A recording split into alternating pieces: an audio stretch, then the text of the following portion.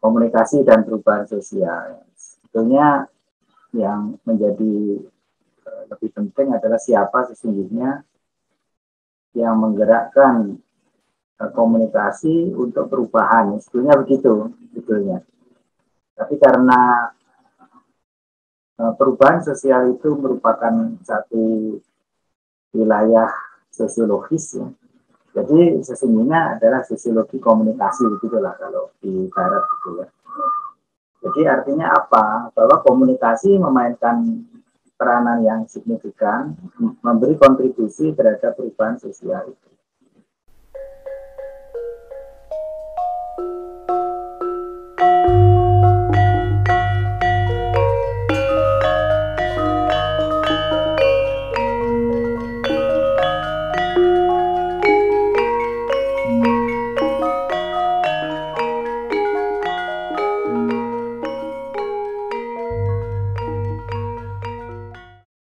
Karena itu, karena peran komunikasi itu sangat dominan atau tidak dominan, itu bergantung pada sejauh mana yang dilakukan oleh para eksekutor komunikasi untuk dapat menyampaikan pesan-pesan atau program.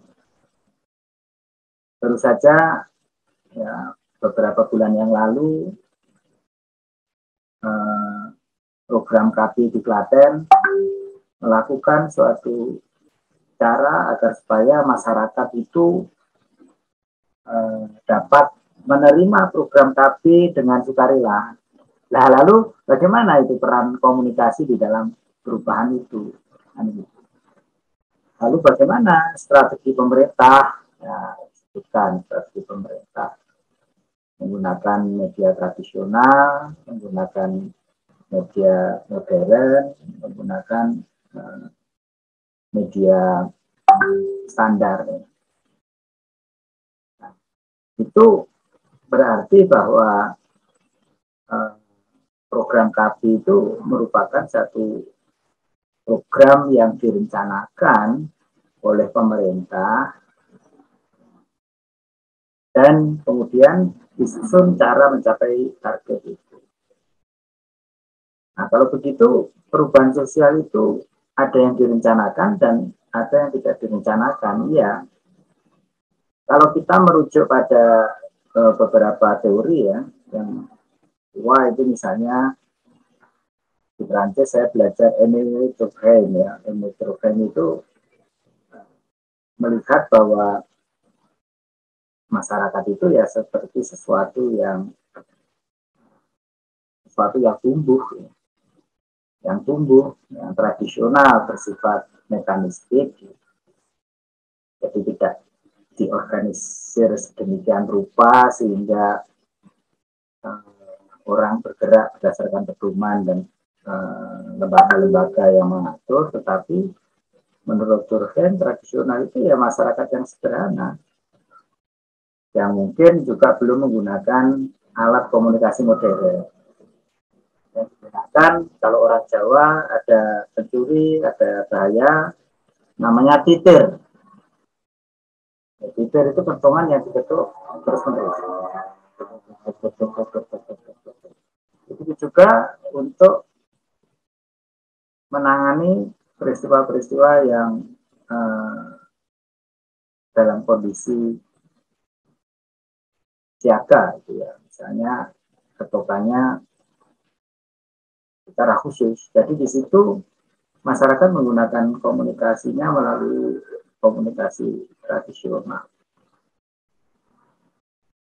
Nah, menurut Durkheim, semakin lama masyarakat itu mampu mengorganisir dirinya dan kemudian membuat aturan-aturan.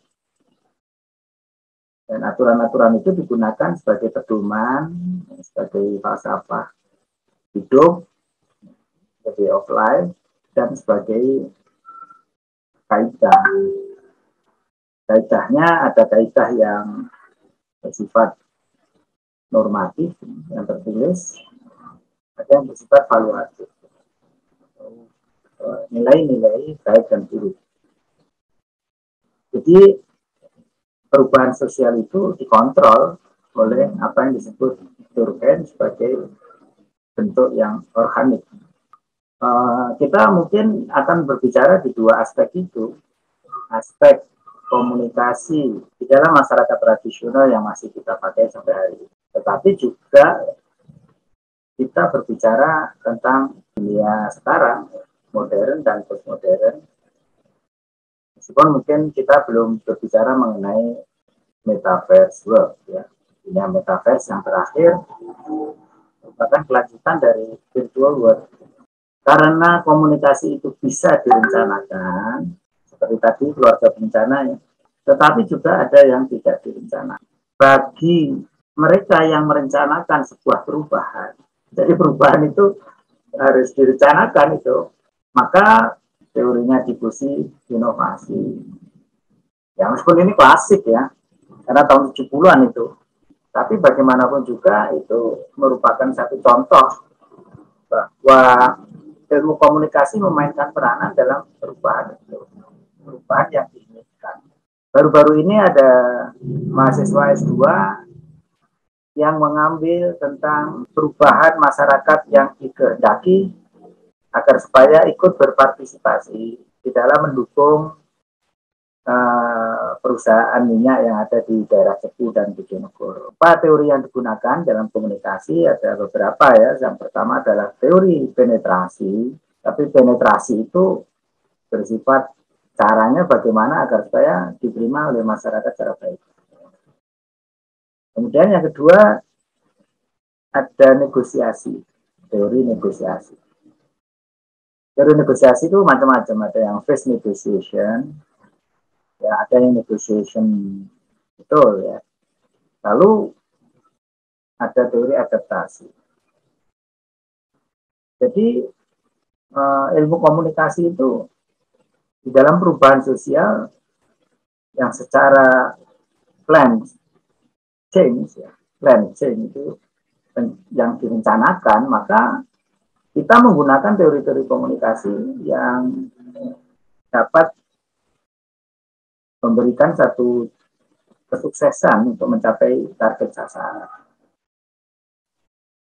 Ya, selain kemudian yang tadi saya sebutkan, apalagi ya, ada yang disebut dengan perencanaan komunikasi. Ya, itu perencanaan komunikasi itu ya komunikasi yang direncanakan agar supaya sukses program kita mencapai masyarakat.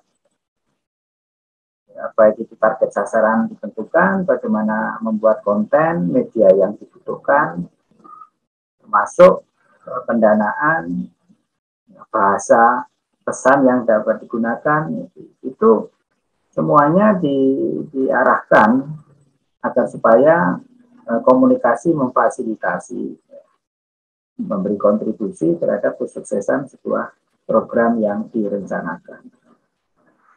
Tetapi apakah ada perubahan yang tidak direncanakan? Ya ada.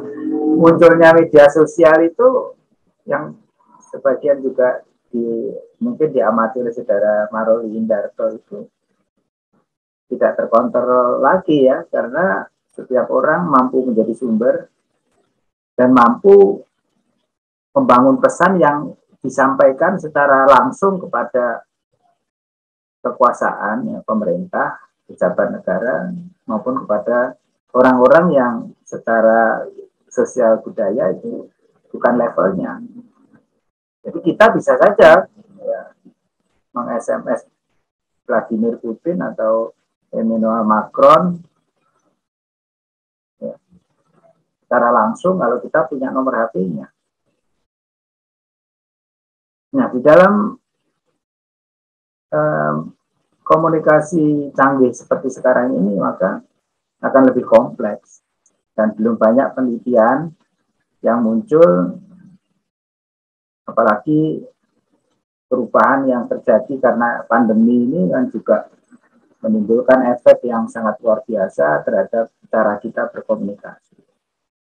Ya kalau dulu mengajar begini saya harus datang ke kampus, sekarang saya duduk di meja, Anda ada di rumah, kita sudah bisa melakukan komunikasi. Dan sudah tentu perubahan ini perlu diteliti.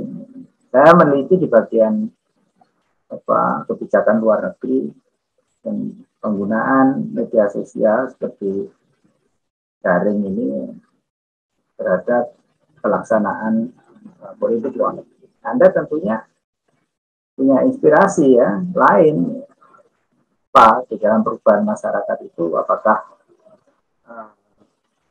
masyarakat itu tambah pinter karena ada komunikasi yang ini tambah murah ya, karena kita tidak lagi mobilitas seperti kampus, tapi juga hemat baik tenaga maupun materi. Nah, jadi pada prinsipnya bahwa perubahan sosial itu merupakan landasan berpikir kita, lalu bagaimana komunikasi memainkan peranan di situ. Kalau yang plan change ya, jadi plan change itu perubahan yang dikehendaki atau yang kita rencanakan itu, kita akan menyusun juga teori atau pendekatan komunikasi, tetapi yang tidak terduga atau dalam istilahnya yang tidak bersifat evolutif, maka juga membutuhkan suatu pemikiran yang lebih kritis. Misalnya perubahan sosial yang didasarkan pada konflik ya, itu ya membutuhkan manajemen tersendiri, karena konflik yang ada di masyarakat itu membutuhkan manajemen. Misalnya begini, beberapa hari ini kan mahasiswa bergerak menuju istana berdemonstrasi, tapi kita kan tidak menerima informasi itu. Ya, kita bisa menerima informasi melalui YouTube, melalui media sosial, tetapi media mainstream secara politis saya tidak tahu mengapa tidak menyiarkan, mungkin juga demi keamanan. Jadi di dalam hal ini kita melihat apa yang baru saja saya ceritakan ini sebagai perubahan yang bersifat fungsionalis. Fungsionalis atau strukturalis itu salah persen ya. Kemudian bahwa perubahan itu ditimbulkan oleh institusi-institusi seperti lembaga-lembaga pemerintah, termasuk lembaga sosial masyarakat. Nah, masing-masing dia komunikasi ini kemudian dia juga bersifat tidak steril, tidak netral. Ya, di belakangnya ada satu kekuatan yang mengendalikan. Baik dikendalikan karena mencegah terjadinya amplifikasi atau penyebaran yang lebih keras, agar supaya masyarakat tidak bergerak. Dan yang kedua, perubahan yang dikehendaki oleh masyarakat itu tidak dikehendaki oleh yang lain. Maka di situ komunikasi memainkan peranan yang sangat vital. Maka kalau Anda menerima demo-demo mahasiswa, nanti 11 April juga akan ada demo besar-besaran.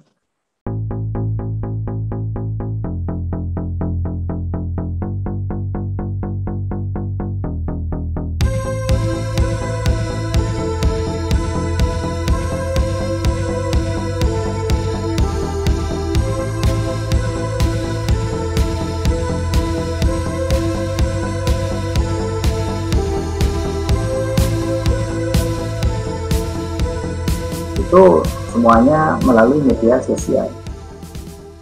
Jadi semakin pentingnya media sosial mendampingi perubahan yang terjadi. Dan ini sudah banyak dibuktikan ya. Di Filipina misalnya rangkaian pengiriman pesan melalui WA itu ternyata mampu mempengaruhi masyarakat. Nah, kalau disimpulkan bahwa perubahan itu ada yang bersifat evolusionary, biasanya evolusionary itu ya evolutif saja, mungkin karena ada perubahan demografis, ada perubahan geografis, iklim, ya. Itu bisa saja masyarakat berubah. Yang kedua adalah perubahan yang bersifat fungsionalis, ya. Fungsional, jadi fungsi-fungsi lembaga masyarakat seperti pemerintah itu dapat mengubah masyarakat, ya, karena dia membuat kebijakan-kebijakan, misalnya kebijakan harus kontak vaksin, maka itu masyarakat kemudian bergerak untuk melaksanakan vaksin, karena pemerintah itu bersifat otoritatif dan perintahnya bersifat direktif. Ya. Tidak ada perintah yang bersifat informatif, itu tidak ada. Pasti menyuruh. Ya. Kalau Anda sudah 1-2 vaksin, maka Anda harus vaksin yang ketiga yang disebut booster. Itu bukan ancaman, itu merupakan bentuk perintah atau direktif dari kekuasaan yang punya otoritas.